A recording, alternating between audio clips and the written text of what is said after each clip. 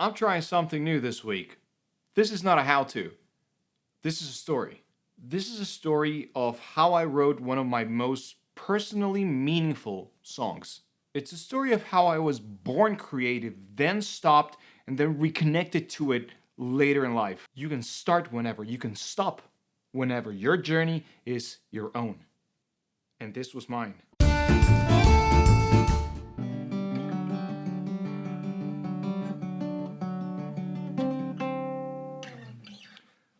When I was a kid, I knew I wanted to be two things: a comic book artist and a songwriter.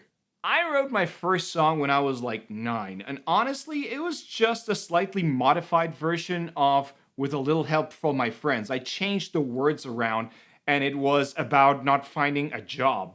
A job. I was 9.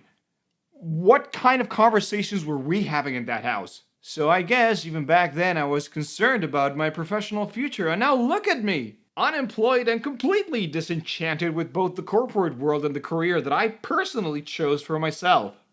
So that worked out great. But by the time I reached my mid 20s, I had written about 30 songs, and they weren't all terrible. They were just, thematically simple, so to speak. Because, I was writing about love and relationships and women, things that I very clearly knew nothing about when I was 20, but my 20-year-old self had already figured everything out. It was around the 30 song mark that I stopped writing them, and I stopped writing them for several reasons. Fear and doubt, naturally, were one of them, but also because the message had become somewhat stale. I had nothing left to say. Also, I've never been super good at playing the guitar, I just enjoy it. I play it because I like it. I don't know enough about it. I never learned how to play the blues or how to solo and all that stuff. So all of these were excuses to stop. And it hurt to stop. And then I moved to Paris, and I had the opportunity to finally live by myself and for myself for a number of years in this beautiful, dynamic, exciting city. And that kickstarted a growth process in me that, amongst other things, put me back in touch with that creative part of myself that I'd become estranged from. That songwriter that I used to be. And I started writing again. And I was having fun with it because it finally clicked that I could talk about anything I wanted. So I wrote several songs about loneliness and being brave, and songs about friendships and the lack thereof, and songs about things I wouldn't tell my therapist and things that I wouldn't tell my mom. And I wrote this song called A Little Bit about the hopelessness and the beauty of life as a whole. And I wrote I Am Not a Machine about grinding at work without a purpose. And I wrote River. In 2004, I was chatting online with a dear friend of mine who lived in Vancouver at the time. It was probably about 2 in the morning in Quito, Ecuador, where I'm from. I was feeling sad and depressed, and I was complaining to him about life in general when he said, "You should go outside and take a walk down the river." And I was like, lol, what river? And him and I were both completely confused. Me, because Quito doesn't have a walkable riverbank anywhere, and him because he was like, what do you mean there's a capital city out there that didn't sprout around a major waterway? Not to mention that going out for a walk at 2 a.m. in Quito, Ecuador in the 90s would have given me my very own Unsolved Mysteries special. But that conversation stayed with me forever. Quito didn't have a river. And I had always wanted to leave Quito and find myself elsewhere. So ever since then, it kind of became this sort of background noise of find your river. Now, to make a long story short, flash forward 10 years later, and I was landing in Paris to start a whole new chapter. Funny how life works sometimes. And a few years later, the pandemic hit. The empty streets of Paris, the only sound coming from outside the window. And the pandemic and the lockdown helped. It gave me this sense of clarity of having to crawl back to the things that I once enjoyed and made me, like writing or singing or drawing. And going back to that was scary, don't get me wrong. It'd been years since I'd flexed that muscle at all. And I felt guilty, like I had turned my back on this sort of gift of having been born with creativity. But I bought a notebook and I sat down with my guitar and I started to doodle around with it. And I wrote a few songs in that period. River itself was born from everything I just mentioned before, basically. It was staring me in the face and I couldn't see it. I found my river when I landed in Paris. Was this the city that was meant for me? I don't know. I don't believe in fate. But it was the city that I needed for what I was going through at the moment. Paris saved me. Credit where credit is due, though. Paris and my dog saved me. Yes, you did. Yes, you did. And I had this idea for River. I thought I would create a song without this traditional structure of having a verse, pre-chorus, chorus, verse, pre-chorus, chorus, bridge, chorus, outro sort of situation, you know? Instead, River has 4 different styles of verses, if you want, throughout the song, cut with a vocalized chorus without any lyrics. The chorus was supposed to have lyrics. I wanted the O's to feel like the background noise of the river as you walk down the river bank. And I was going to write lyrics to go on top of that, but when I landed on the melody, I realized that they weren't needed and they didn't actually fit. So I just left the O's in there by themselves. And I ended up with a song about missed opportunities and second chances and what happens when you finally find that one thing that you've probably over-romanticized your entire life. Somehow it's worked for the best. In a baffling turn of events, when I finished writing River, I ended up with something that I was happy with, proud even. And that was a new feeling for me. But I thought just like, fine, screw it, I'm gonna roll with it. I gotta do something with this. So in the summer of 2020, I sat on it.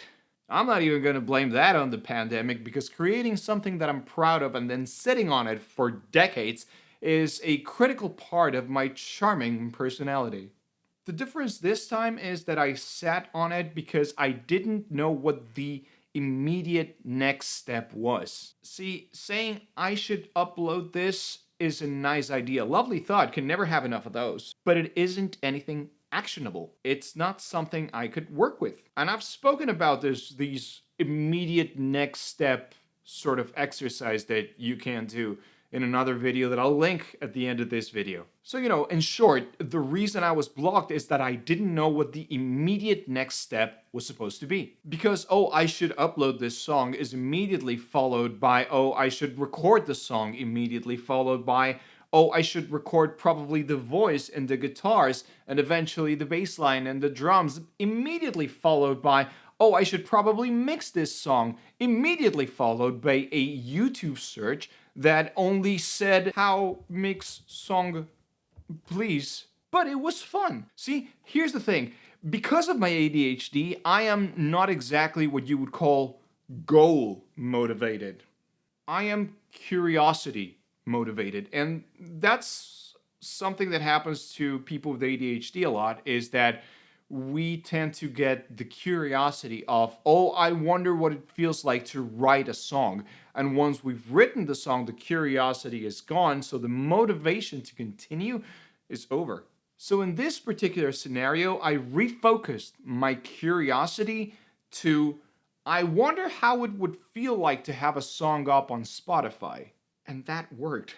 That guided me. That made my brain work backwards from that objective so that I could figure out all the steps I needed to take in order to get there. And this will be the subject for another video in the future, but for now, let's just say that this pandemic time taught me 2 things: how to mix music and how to say, screw it, it's done, instead of waiting for it to be completely flawless. And I ended up starting like 3 new projects every few weeks, because I recorded something wrong, because the beats were not in sync, because I'd forgotten something critical. Forgetting things. Me? That never happens. But all my friends were in lockdown, there was nowhere to go, and my job was making my life hell. So, all I had was music. And music I did.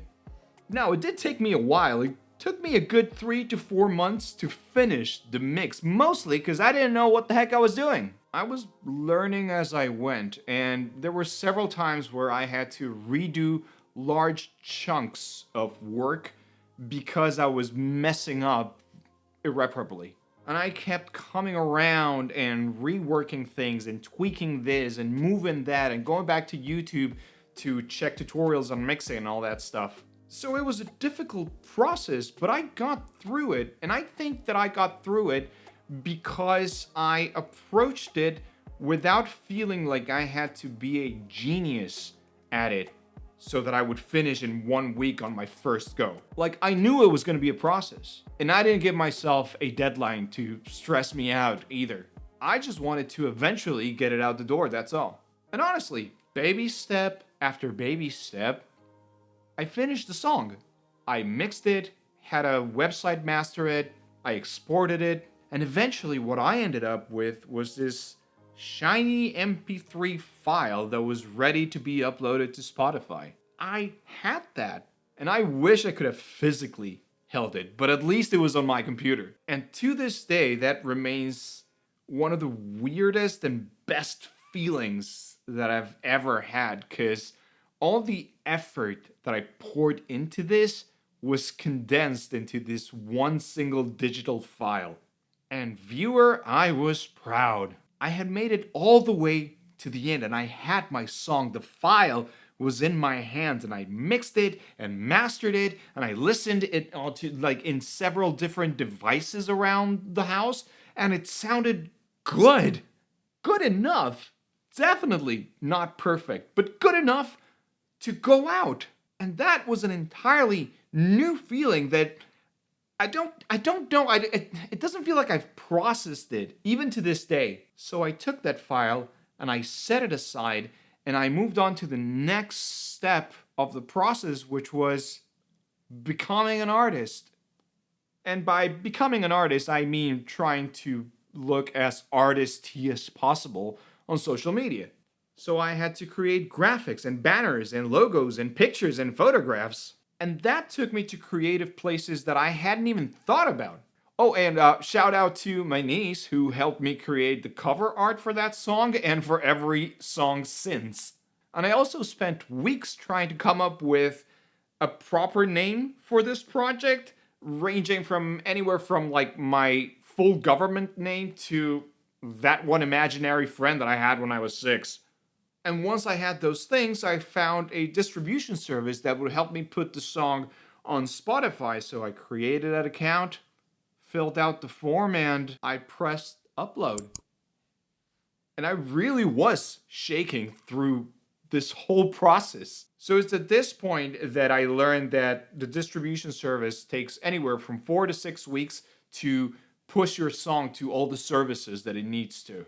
But I had a lot of creative momentum, so instead of sitting down at home shaking like a leaf until this thing goes live, I decided to go a little further, like, do an extra mile on the promo materials. So I went back out to Paris to grab some footage that I could use as a background to a lyrics video, as well as one of those Canvas videos for Spotify. It was a lot of work. And honestly, I don't think I truly understood the amount of work that went into this until just now when I'm doing this sort of post-mortem analysis. So all of this started because I had the time and the opportunity to try and reconnect with my brain, see if there's anything there worth saying. And those thoughts became a melody, and that melody became a song, and that song became a mix, and that mix became a video and a lyrics video and photographs. And it was just this very fun, complete project that I was a part of. And eventually, the distribution service deadline came up and it pushed my song to Spotify. And that was that. And it was live. And it remains live. Now it's at this point where a different sort of creative project begins, the promoting, marketing the song and so on and so forth. But that's a different set of skills for a different type of message. What I set out to do was to push a song to Spotify, and I did that. I got there, and I learned a lot of things along the way, both technical and internal. Paris saved my life, and River was my love letter to it. And River, in turn, saved my life again by teaching me things I hadn't had the chance to learn. I found my river, a lifetime too late, but I found it. It took moving halfway across the world on a global pandemic to teach me that there are things worth saying even if nobody is listening. And that's how I ended up with this song. So, what about you? What do you want to say?